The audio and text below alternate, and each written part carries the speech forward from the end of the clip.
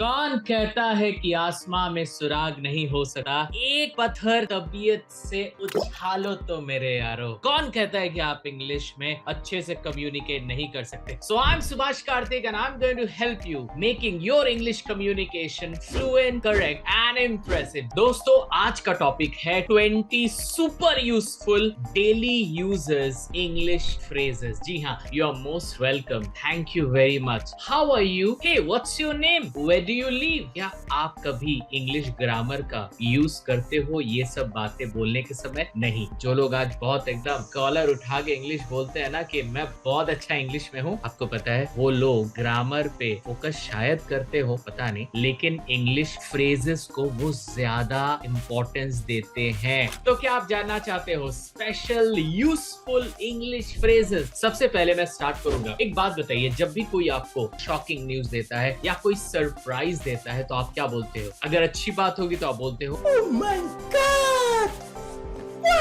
और अगर नेगेटिव बात होती है तो आप बोलते हो ऐसे तो नहीं होता है। लेकिन एक ऐसा इंग्लिश फ्रेज जो आपको इन सब सिचुएशन में हेल्प करेगी, you have got to be kidding me. इसको आप शॉर्ट में भी बोल सकते हो, you got to be kidding me. जब आप ऐसे फ्रेजेस को यूज करोगे, आप सिर्फ फ्लुएंट स्पीकर नहीं, आप एक नेटिव स्पीकर जैसा बात करोगे। मैं जो बोल रहा हूँ इसको अच्छे से समझे। दोस्तों, बहुत बार ऐसा होता है कि हम किसी दोस्त से मिलते हैं या किसी रिलेटिव से मिलते हैं बहुत सालों बाद, और उस समय हम उसको क्या बोलते हैं? अरे यार, इतने दिन तक कहाँ थे भाई, कैसे हो? हम इसको इंग्लिश में कैसे बोल सकते हैं? Hey bro, long time no see. Yes, ये आप ग्रामेटिकली मत पकड़ो, ये एक इंग्लिश फ्रेज है जो बहुत लोग बोलते हैं। Hey bro, hey uncle, long time no see, where had you been? Guys, दोनों सेंटेंसेस के मीनिंग लगभग सेम है, ज्यादा डिफरेंस नहीं है। तो आप वेयर हैव यू बीन भी बोल सकते हो या वेयर हैड यू बीन बोल सकते हो। Hello, yes, I am Subhash Kartik. May I know ma'am with whom I am talking to?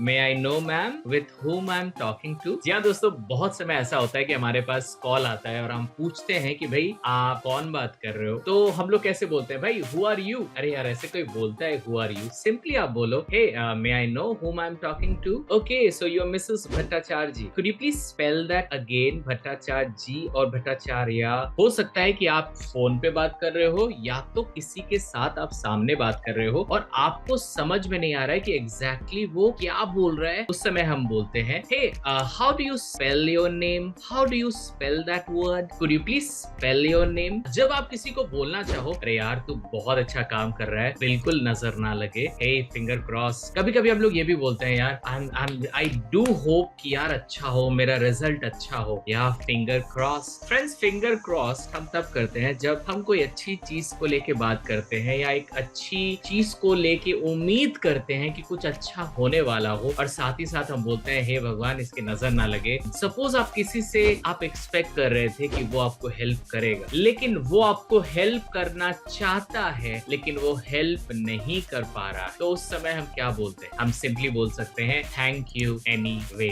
Thank you anyway. जी हाँ दोस्तों, आपको थैंक यू तब भी बोलना चाहिए जब सामने वाला आपको हेल्प करना चाहता है, इंटेंशन तो है बॉस लेकिन नहीं कर पा रहा है। दोस्तों, एक इंसान रास्ते से गुजर रहा है और उसी रास्ते पर एक बड़ा सा गड्ढा है, तो हम उस इंसान को चिल्ला के बोलते हैं राइट, हे डियर, अरे भाई रास्ता देख लो, वहाँ पे एक गड्ढा है। इतना बड़ा बोलने की जरूरत नहीं है, आप सिंपली बोल सकते हो excuse me, mind your leg, mind your leg. और अगर किसी का सर बचाना हो तो क्या हो सकता है? मैं चाहता हूँ अभी इस वीडियो को पॉज करो और नीचे जाके आप लिखो अगर सर बचाना है तो उस समय हम उसको क्या बोल सकते हैं। दोस्तों, हम इंसान हैं, गुस्सा हमें आता है और उसी गुस्से में हम कभी कभी बहुत कुछ बोल देते हैं। उस समय हम क्या बोलते हैं? I am very sorry dear, I was so angry, please don't mind. लेकिन उसके लिए एक अच्छा सा वर्ड है, आप सिंपली उसे बोल सकते हो hey dear, I am very sorry for being so rude to you. कभी कभी कोई इंसान हमें कोई काम दे के जाता है और एक्सपेक्ट करता है कि मैं उस काम को कर दूंगा, और जब मैं उस काम को करता हूँ कुछ ना कुछ गलती मैंने कर दिया। वो इंसान जब मेरे पास आता है बोलता है सुभाष काम हो गया ना, और मैं उससे बोलता हूँ आई एम वेरी सॉरी,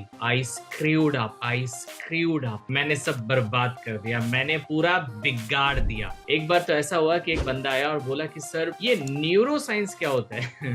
मैं बोलता हूँ पहले ज्वाइन करो तभी समझा पाऊंगा। फिर मैं उसे समझाया न्यूरो साइंस का मतलब होता है कि how do we think, so how do we think so that we can speak better. अगर हम अच्छा सोचेंगे नहीं तो अच्छे से बात कैसे करेंगे, राइट? उस बंदे ने बोला sir you sold me, you sold me. ऐसा बहुत बार होता है कि बहुत इंसान हमें कुछ बोलता है कि भाई पता है आज का जो मूवी हमने देखा ना, ये मूवी मजेदार था, तू भी देखना। सच में यार, you sold me. You sold me का मतलब है कि मुझे तुम्हारी बात अच्छी लगी, मैं भी करूंगा। दोस्तों अगर आपको भी ऐसा लगता है कि सच में आपको भी समझ में नहीं आया कि एग्जैक्टली न्यूरो साइंस के थ्रू हम कम्युनिकेशन को कैसे इंप्रूव करें, तो जरूर हमारे 5 डे वर्कशॉप को ज्वाइन करें। नीचे डिस्क्रिप्शन में जाइए, वहां लिंक मिल जाएगा। दोस्तों बहुत बार ऐसा होता है कि हमारे घर में हमारे बच्चे जो हैं या हमारा भाई है वो हमें बोलता है कि देखो मैंने ये कर दिया, मैंने बहुत अच्छे से किया। तो हम उसे क्या बोलते हैं? हम उसे बोलते हैं hey keep up the good work, keep up the good work. जी हाँ, इसको आप प्रोफेशनली भी यूज कर सकते हैं, लेकिन हाँ अपने बॉस को बिल्कुल नहीं।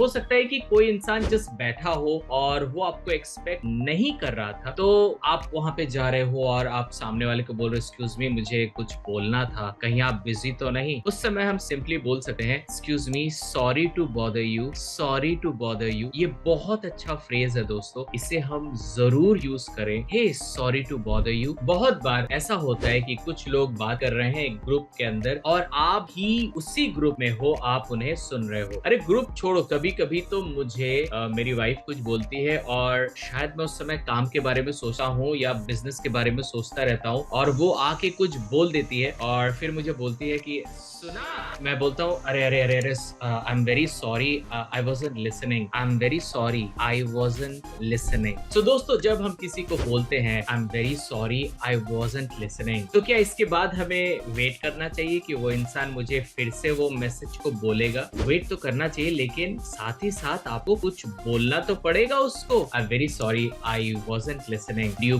Please tell me the same again, can you please. नहीं, पोलाइट रहो यार, ऐसे तो तुमने सुना नहीं, ऑलरेडी गुस्से में है इंसान। कैन नहीं बोलो, विल तो बिल्कुल ना बोलो, सिंपली बोलो कुड यू प्लीज, अच्छा लगा है। तो दोस्तों बहुत बार ऐसा होता है कि आप कहीं पे जाते हो और वहां पे आपके दोस्त लोग हैं या तो आपकी फैमिली मेंबर्स हैं और आपको सच में नहीं पता कि वहां पे लोग क्या चीज को लेके बात कर रहे हैं। आप सिंपली जाके बोल सकते हो hey what's going on here, hey what's going on here. बहुत बार ऐसा होता है कि हम एक ग्रुप में होते हैं और बातों बातों में ना कुछ ऐसा मुंह से निकल जाता है, कहते हैं ना किसी की दुखी नस में आप पैर दे देते हो। उस समय हम क्या बोलते हैं? भाई आई एम वेरी सॉरी, प्लीज दिल पे मत ले भाई। उस समय हम इंग्लिश में ये काफी अच्छे से बोल सकते हैं hey dear I am very sorry but don't take it to heart, please don't take it to heart, sorry यार, don't take it to heart. बहुत बार तो ऐसा होता है कि हमें किसी पे गुस्सा आ जाता है, हम कोई काम में है, हो सकता है कि बॉस के ऊपर गुस्सा आ रहा है बट बॉस को तो बोल नहीं सकते, तो हम अपने फैमिली मेंबर को बोलते हैं आई फ्रीक्ड आउट। आई फ्रीक्ड आउट का मतलब ये है कि मुझे बहुत गुस्सा आ रहा है। सपोज मैं बात कर रहा हूँ, सपोज मेरा एक कॉल आ गया तो ऑफ कोर्स मुझे वहां से निकलना है। सो उस समय मैं सामने